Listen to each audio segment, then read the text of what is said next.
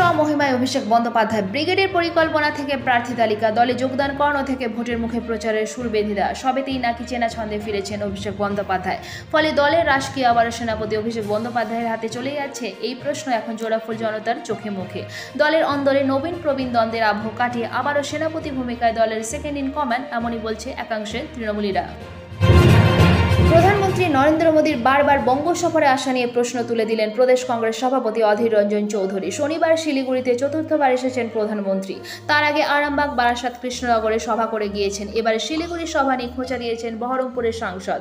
তার কটাক্ষ, বিজেপি যদি সত্যিই বাড়ছে বলে প্রধানমন্ত্রী আত্মবিশ্বাসী, তাহলে তো এত ঘন ঘন আসার দরকার নেই পশ্চিমবঙ্গে।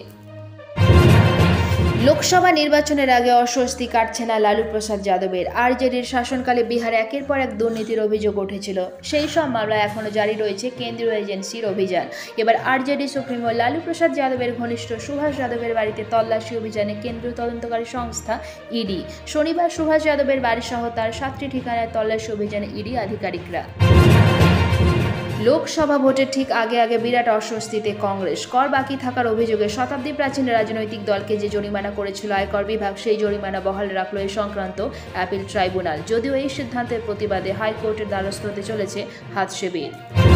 সন্দেশখালীতে নালিশের পাহাড়, সাসপেন্ডেড তৃণমূল নেতা জমি, ভেরি লুট এবং নারী নির্যাতনের অভিযোগ উঠেছে। মহিলাদের নানাভাবে হেনস্থা করা হতো বলেই অভিযোগ। তা নিয়ে তোলপাড় রাজনৈতিক মহল। তারই মাঝে বিস্ফোরক দাবি দমদমের তৃণমূল সাংসদ সৌগত রায়ের।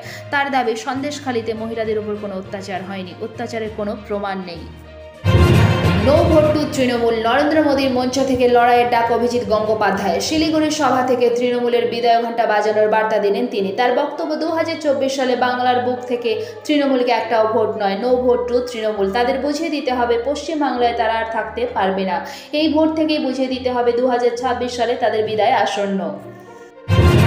চতুর্থবার বঙ্গে ভোট প্রচারে এসে ফের তৃণমূলের বিরুদ্ধে দুর্নীতি অস্ত্রে আক্রমণ শানালেন প্রধানমন্ত্রী নরেন্দ্র মোদী। শিলিগুড়ির সভা থেকে তার তো বিনামূল্যে দেশবাসীকে রেশন দিচ্ছে কেন্দ্র, অথচ এই বঙ্গে রেশন দুর্নীতিতেই জেলে খাদ্যমন্ত্রী। তৃণমূল সরকার গরিব বিরোধী, তাই রেশন নিয়ে ওখানে দুর্নীতি হয়েছে।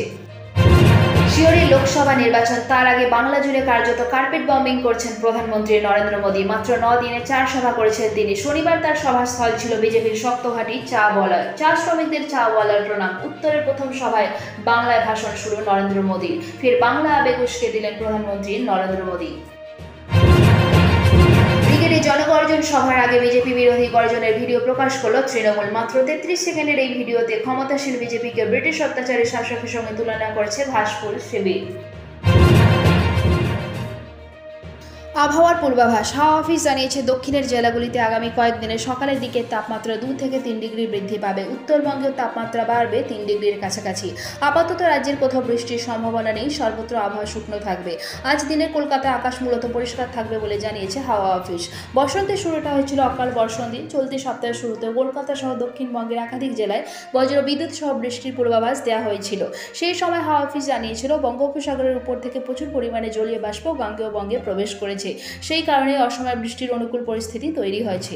তবে সেই সম্ভাবনা আপাতত আর নেই। শুকনো আবহাওয়া, তাপমাত্রা বৃদ্ধির পূর্বাভাস দিয়েছে হাওয়া অফিস।